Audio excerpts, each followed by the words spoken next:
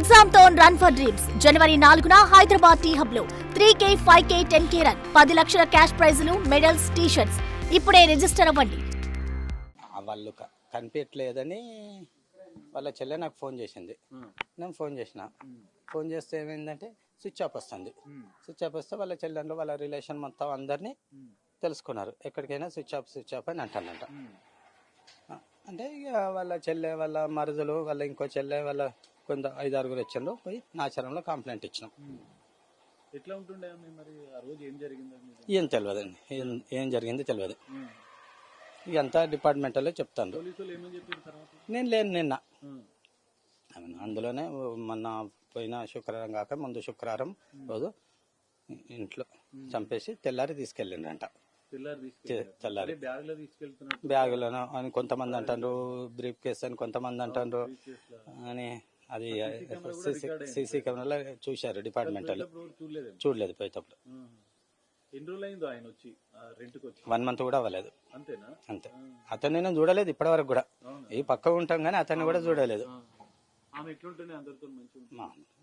Age వచ్చింది కదా, కొంచెం అటు ఇటు ఒకటే ఉంటది. అందరి రెంట్లు ఉంటారు కదా. 89 పోర్షన్లు రెంట్కి ఇచ్చారు.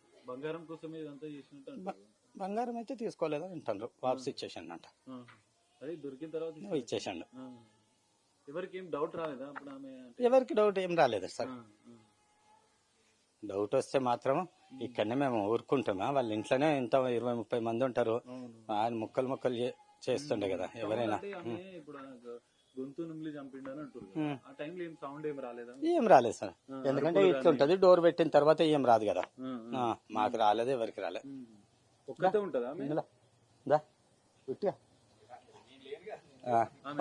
ఉంటది.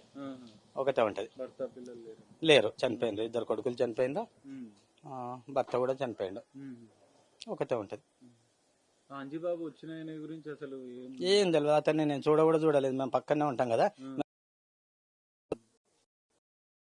అంటే నమ్మిచ్చిండో మాట్లాడిండు, ఏం చేసిండో తెలియదు.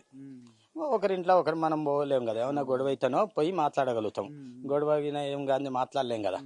పోలీసులు కంప్లైంట్ ఇచ్చిన తర్వాత ఏమని చెప్పారు? మంచి రెస్పాన్స్ తీసుకున్నారు.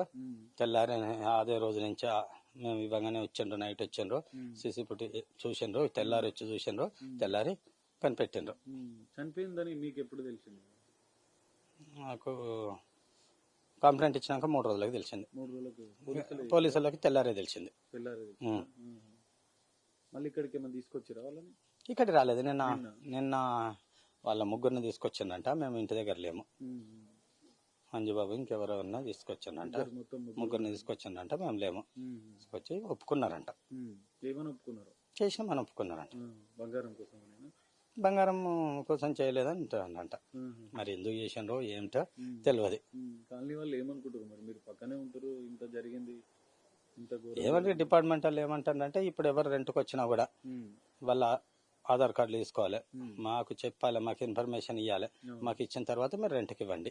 రేపు ఏమన్నా అయితే మీకు మేము సపోర్ట్గా ఉంటామని చెప్తాను. ఆమె రెంట్కి ఆయనకి ఇచ్చినప్పుడు ఏం తీసుకోలేదా? అవన్నీ తీసుకుందాం. మీరు కూడా కొంచెం పక్క పక్కన ఉంటాం. ఏం తీసుకోలేదు సార్. ఇప్పుడు నేను ఇంతమందికి ఇచ్చినాను. మామూలుగా మనం ఏం తీసుకున్నాం, మానవత్వంతోనే మనం ఉంచుతాము. ఎక్కడి నుండి వచ్చిందని ఇప్పటి నుండి ఐడియా వచ్చింది. వాళ్ళ బండి నెంబర్ తీసుకోవాలి, ఆధార్ కార్డు జిరాక్స్ తీసుకోవాలి. ఎంత అయింది చూడు.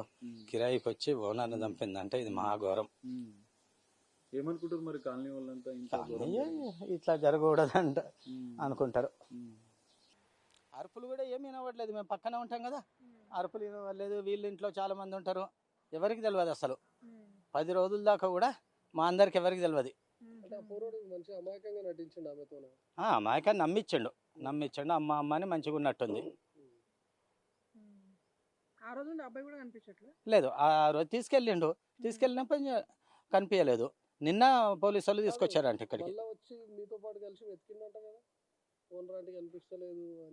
లేదు, అది కాదు.